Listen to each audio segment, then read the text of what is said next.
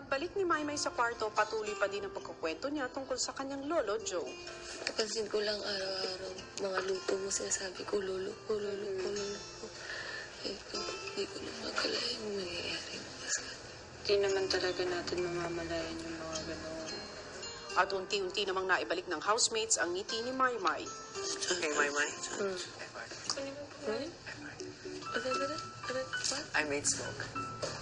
You made smoke. Ah, you farted. Yeah. Yeah. Kidding. Just kidding. Although everybody in the house is close to each other, we can never be a replacement for her real family. She needs to see them and be with them. Family is the one thing that you'll always have. Tama lang na makita niya ibang pamilya niya para lumakas yung loob ni Ate Maymay. Bye! Ingat.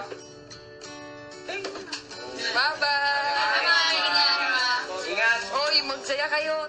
Matapos magpaalam sa housemates, pinasundo na ni Kuya si Maymay upang bisitahin ang kanyang lolo, Joe. Maymay, tulad ng sinabi ko, antayin ko pagbalik mo. Mag-ingat, Maymay.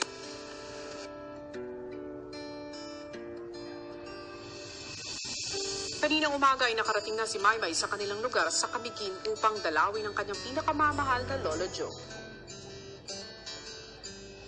Sa kanyang pagbisita, naging emosyonal ang pagtatagpo ng buong pamilya. Nabigyan din si Maymay ng pagkakataon upang masabi ang kanyang huling paalam.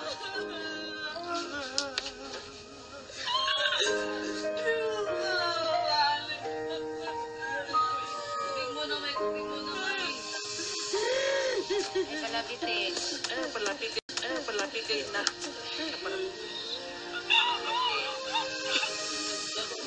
Ito yung promise ka. Hindi agad ka. Bantay ka lang yun na. Hindi pa ba't yun na. Sumayo ka sa tambal.